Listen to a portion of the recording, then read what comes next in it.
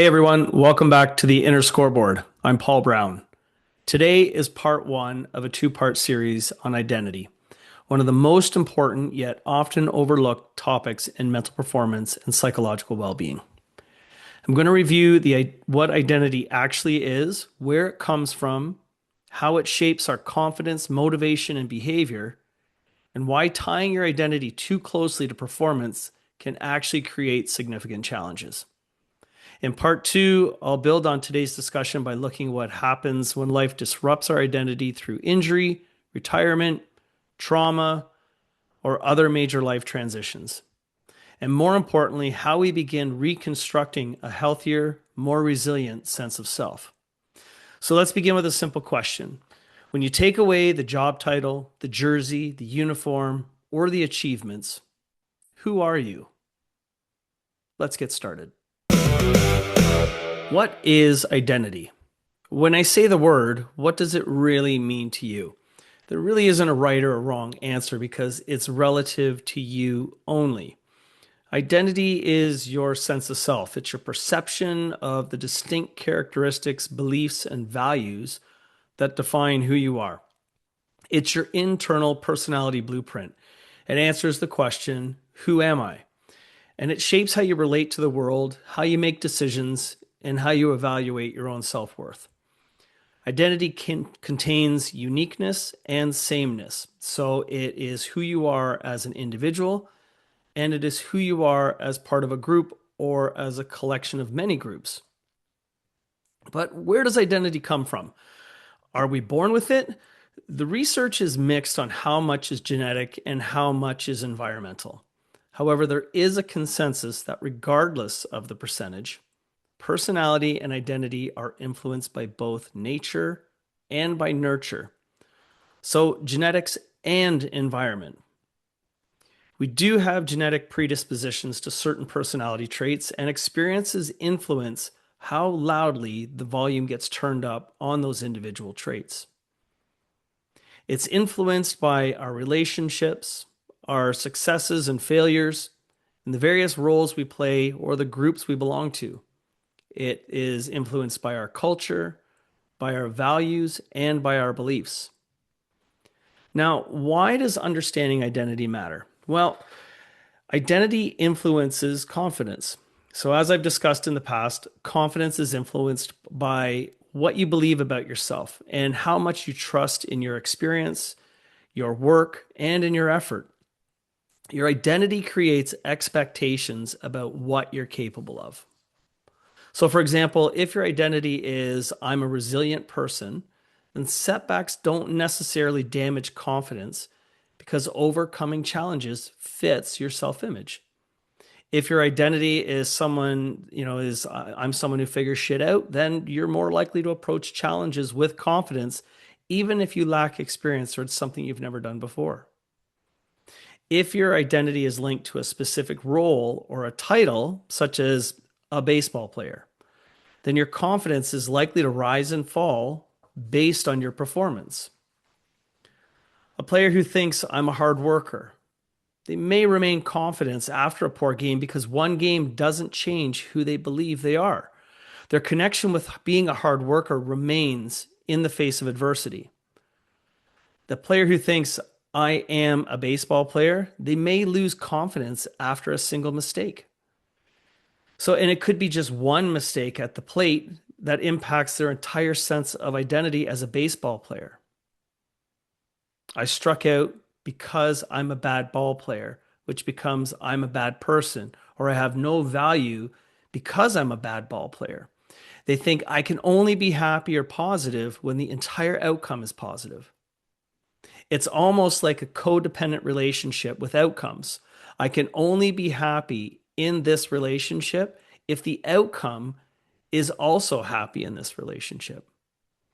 And if we go back to the I'm resilient or I'm a hard worker athlete, that identity acts to reinforce the foundation of trust and belief upon which confidence is built. Another reason to understand identity is that it drives motivation. People are naturally motivated to behave in ways that are consistent with their values and who they believe they are. We don't just pursue goals, we pursue identities. Someone who identifies as a runner runs.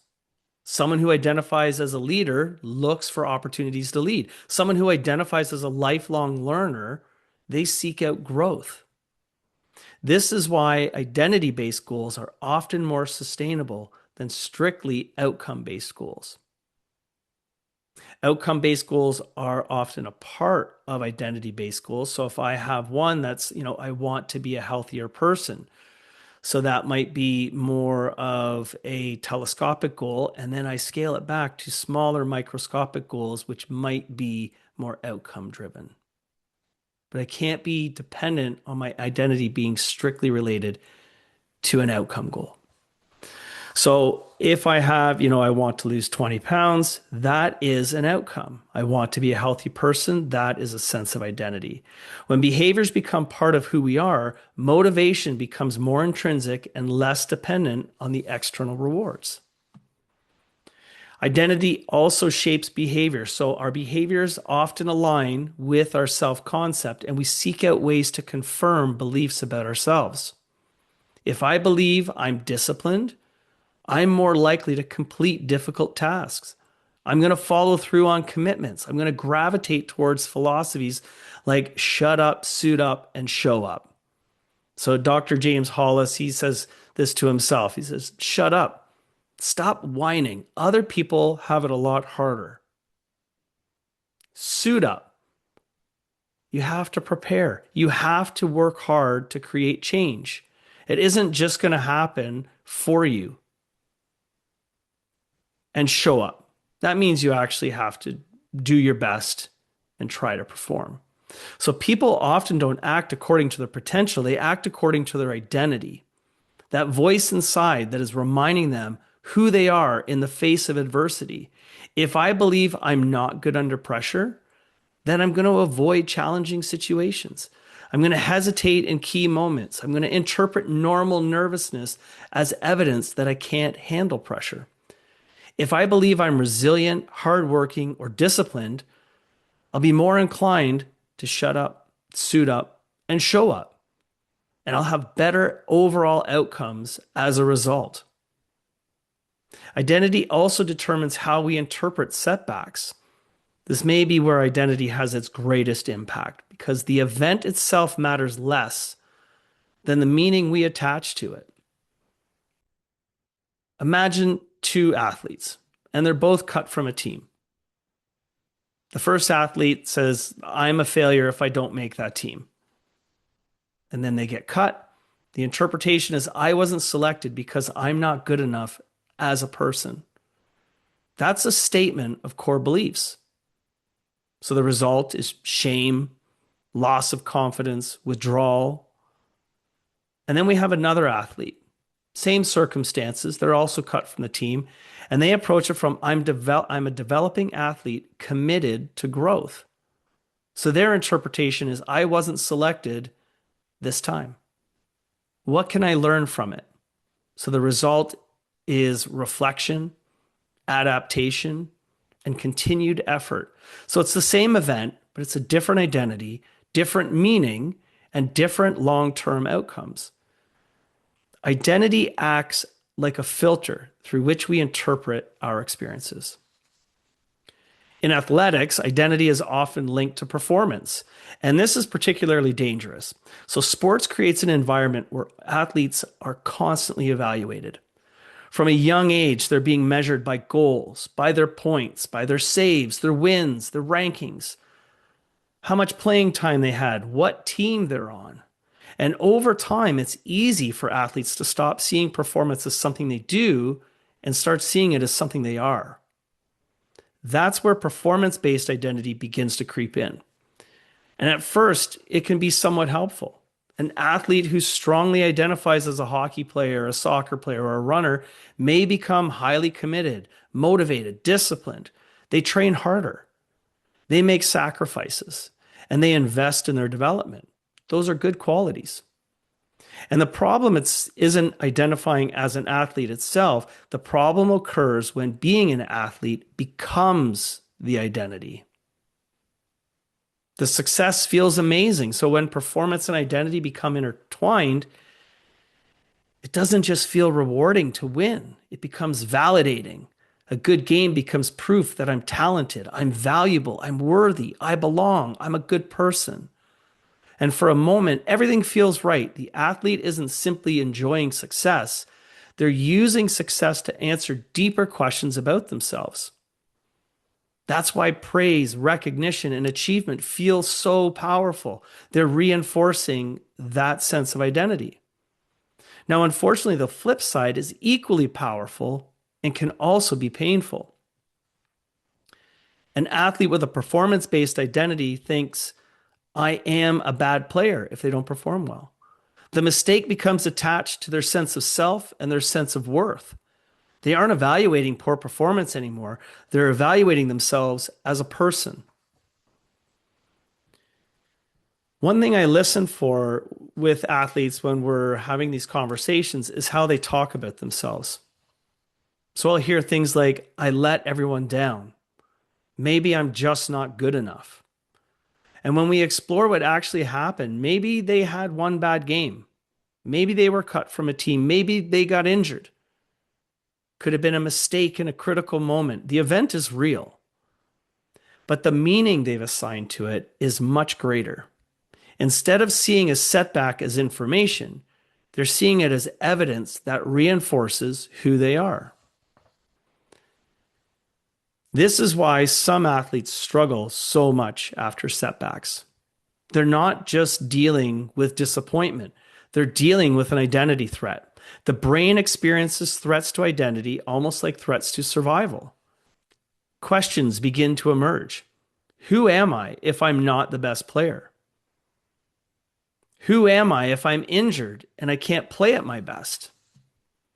Who am I if I get cut? Who am I if I don't get drafted?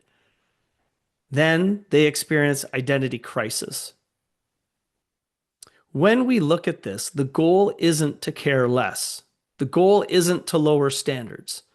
The goal is to create separation between performance and your sense of self.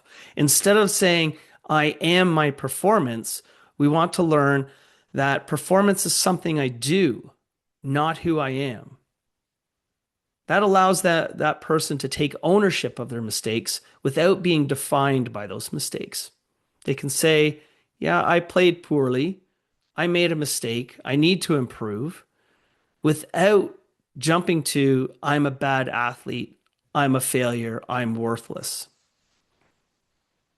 When speaking to clients who might be struggling with performance-based identity, I ask them to imagine their last game, competition, exam, presentation, whatever it is.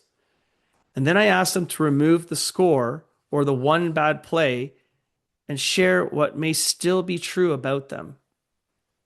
And what I'm looking for is to find characteristics like, I was hardworking. I was disciplined. I am resilient. I am coachable.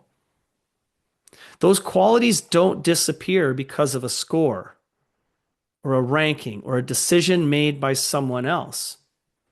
And when you learn to anchor your identity in qualities and process rather than outcomes, you become more resilient. And ironically, you often perform better because you're no longer carrying the weight of proving your worth every time you compete. You just get to play.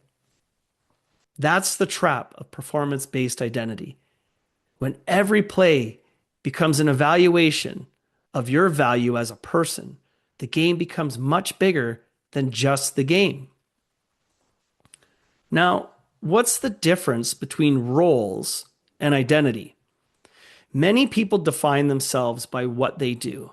It's their role, their label, their title. And it could be, a coach, a spouse, a parent. I'm a student. I'm an athlete. And some might even get more specific and say, instead of I'm an athlete, it might be I'm a hockey player. I'm a golfer. I am a runner. I am a tennis player. The roles and the labels are not your identity. They may be an aspect of your identity, but they should not define us. And they do not define us. Roles can disappear. And then what? What if I'm no longer playing hockey? So I'm no longer a hockey player. Who am I? Healthy identities are much broader than a single role. So when I'm working with clients on identity, I often ask them to create an identity map. This gives a sense of a starting point of where you are now. There are lots of different variations of identity maps out there. If you want to see the one that I start with, just go to my website, paulbrowncoaching.com/resources, and you'll see one on there. Some of the identity maps out there will list, different topics or categories and ask you to fill them in. I like to start with one without any hints or any labels because I want to see what's front of mind. What's the first thing that they're inclined to say and write down about themselves? And the language I use is to fill out the characteristics that you consider important in explaining the type of person you are. And if you don't want to use a specific form, just write down the characteristics. Write down some of the roles, some of your values, community, some strengths, important relationships, passions, interests, skills. Anything that you believe is a characteristic that helps define and describe who you are. And if you're struggling to think of the type of statements to use, think of I am statements. So I am hardworking. I am a curious learner. I am a father. And there's no right or wrong answer. Sometimes people answer based on, social desirability, what they think others want to hear. That doesn't work because you can't create change until you truly acknowledge who you are. And ideally, you want to accept who you are as well. If somebody lists a role like I am a father, my next step is to ask them to outline the characteristics of a father because my definition of being a father might be different than theirs. So if we break down the characteristics, for me, it would be I am caring, I am dedicated, I am compassionate, I am strict, I am silly, I am fun. And I would want to explore what those characteristics are.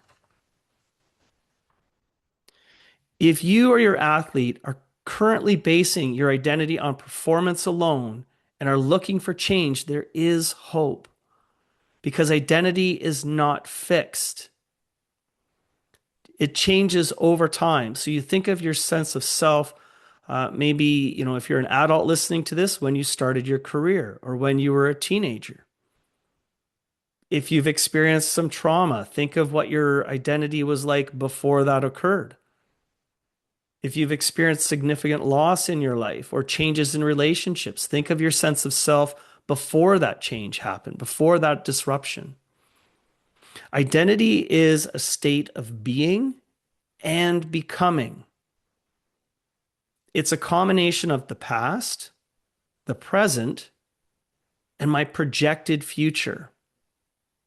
So a combination of all those experiences that have led to this moment in time and where I believe I am going, what I believe is going to happen in the future. It changes throughout our lifetimes. And every major transition reshapes our identity. And I call these transitions, I call them change points, or sometimes I refer to them as identity disruptions. And we're often not asked we often don't give any time to what our identity is until we're asked to think about it or until we experience one of these identity disruptions. And when those happen, that's when we require updating to our self-story. We need to have a growth mindset in these situations because problems arise when we cling to outdated identities. And this is especially true when our identity is tied to a specific role. Because what happens when we experience that disruption and that role is no longer there? I do a lot of work with first responders, And the reality is, at some point, you will not be on the job anymore. It could be as a result of a physical injury. It could be a result of moral injury or post-traumatic stress disorder. It could be a result of being terminated or retiring. But at some point, you will not be on the job. So who are you after that? And it's the same with athletics. If you're playing at a high level, at some point, you may not get drafted. Or you may get injured and not able to perform that sport anymore. Then what? And if we cling to being only that identity, that's when we're going to have struggles. Your identity needs to be bigger than just your performance. Your identity needs to be bigger than one single role or one single title. The more dimensions you have to your identity, the more resilient you become when life inevitably changes. Identity isn't something you discover once and keep forever. It's something you continue to develop throughout your life. If there's one message I hope you take away from today's episode, it's this. Your identity should always be bigger than your performance. When you define yourself by your values, your characteristics, and the qualities that make you who you are, not simply by what you accomplish, you become more resilient when life inevitably changes. I encourage you to spend a few minutes creating your own identity map. Ask yourself, who am I beyond the roles that I play?